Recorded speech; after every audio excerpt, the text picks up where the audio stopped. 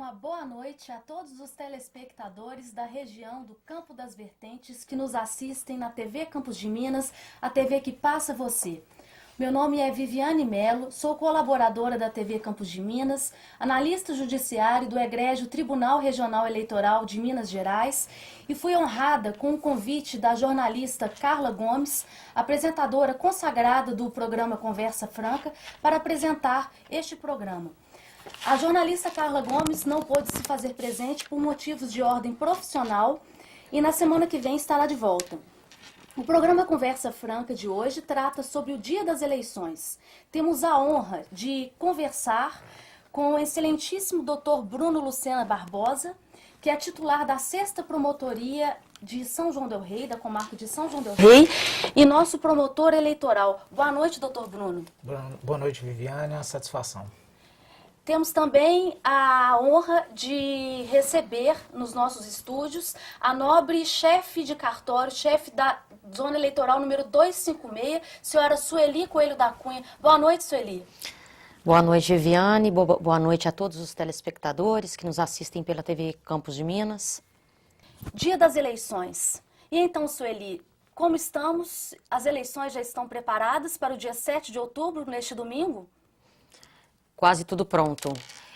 No momento nós estamos fazendo a verificação do relógio e da data das urnas eletrônicas para a gente saber se há algum atraso, né? Porque há um limite até sustentável que é de 10 minutos, mas caso isso não ocorra, temos que fazer um ajuste dessa data e dessa hora nas urnas eletrônicas.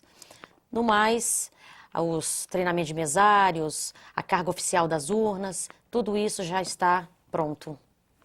E a circunscrição de São João del Rei é formada por quais municípios? São João del Rei possui 2 zonas eleitorais, que é a 328 e a 256.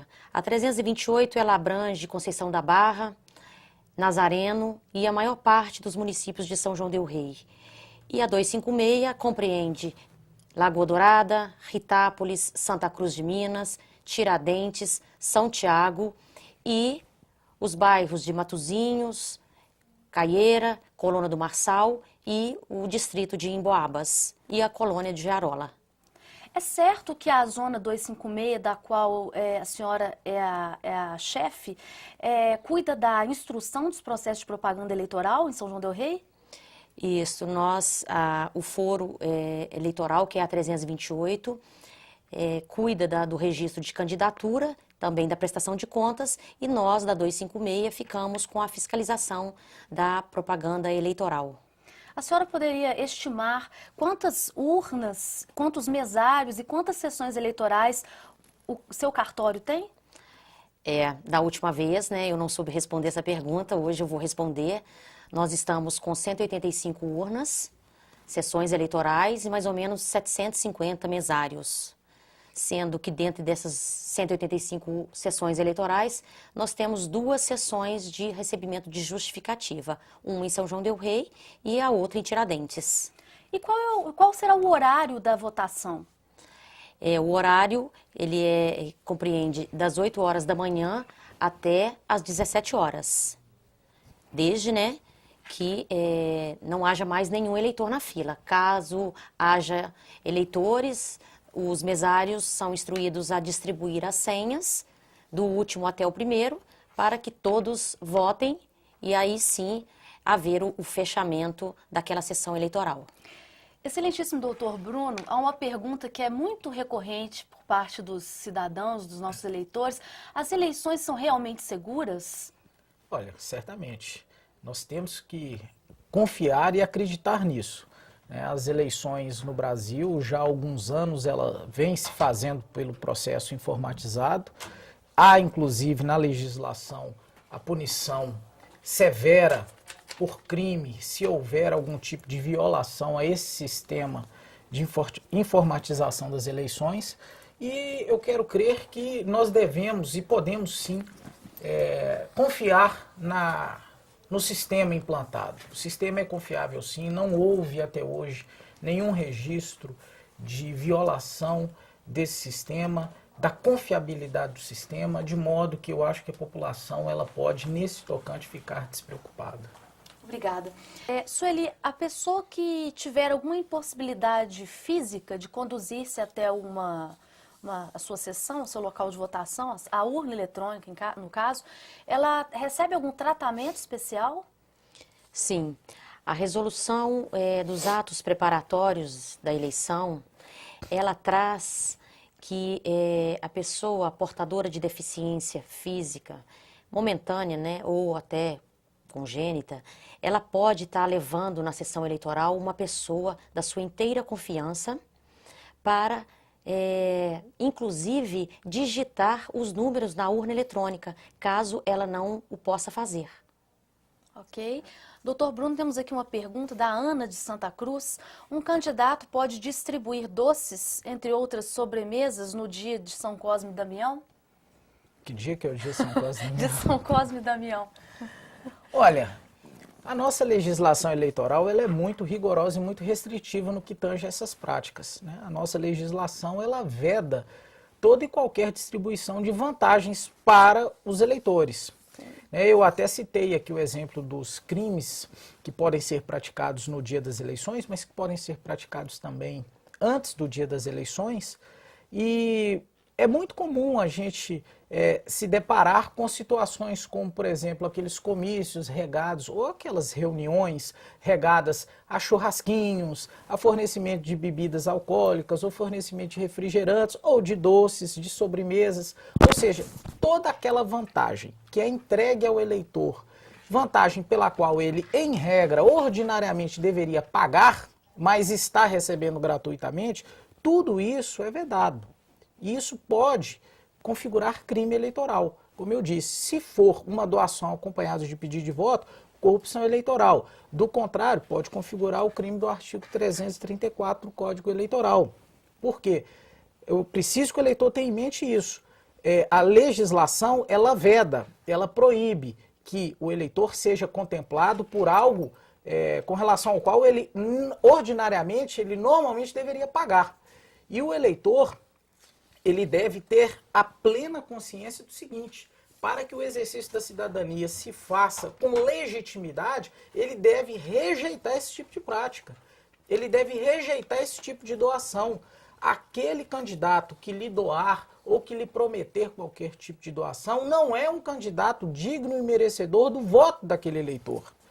Se nós brigamos tanto aí pelas mudanças da legislação, conseguimos aí por iniciativa popular a implantação de uma lei maravilhosa que é a lei Ficha Limpa, uma lei com os melhores propósitos, né? Nós fizemos isso porque, quando eu digo nós, eu digo a sociedade, a população, né? Porque nós queremos eleições limpas, eleições transparentes, queremos processos de escolhas legítimos. E o eleitor, ele não pode de forma alguma aceitar esse tipo de prática. Ou seja, o voto não tem preço, ele é livre. O voto não tem preço, o voto é inestimável, é inestimável. O eleitor, ele deve rejeitar e repudiar esse tipo de prática. Ele não pode aceitar e, mais do que isso, ele deve denunciar. Primeiro, ele deve dizer, nos olhos do candidato que lhe oferece: você não é um político digno do meu voto.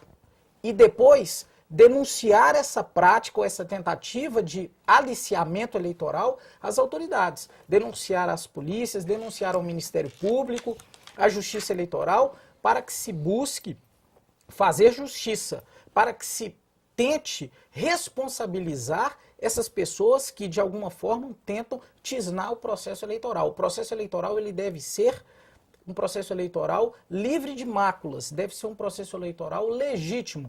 Só é legítima a eleição se aquela pessoa escolhida ela foi escolhida de livre e espontânea vontade pelos eleitores. Aquele que é escolhido mediante um voto comprometido, um voto vendido, essa eleição é uma eleição ilegítima. A pessoa não tem legitimação, o eleito não tem legitimação para representar a população, porque ele não foi livremente escolhido por aquela população. Ao contrário, ele está ali fruto da compra da mercancia de algo que é inestimável, que é o nosso voto. Que é quase sagrado. Quase sagrado, certamente. Sueli, uma pergunta derradeira.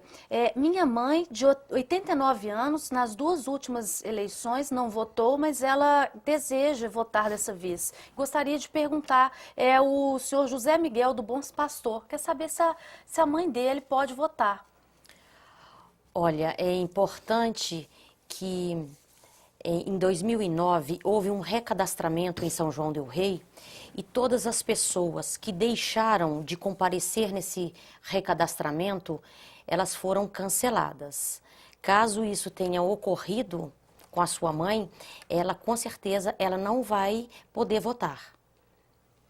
Para deslindar, para poder tirar a dúvida de alguns telespectadores também, houve alguma mudança do local de votação, do seu cartório? Sim, todas as sessões eleitorais que ora funcionavam no Sport Center Fernando Magno, no bairro São Judas, e também nos Alcoólicos Anônimos, todas essas sessões elas foram redirecionadas para a Superintendência Regional de Ensino, também no mesmo bairro.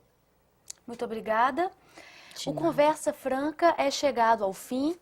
Pelo adiantado da hora, pedimos desculpas por não podermos contemplar a todos os caríssimos telespectadores que participaram. A importância dos senhores é grandiosa para a TV Campos de Minas, que serve a população para informá-los. Gostaria de agradecer o convite da excelentíssima jornalista Carla Gomes, que é a consagrada jornalista apresentadora deste programa.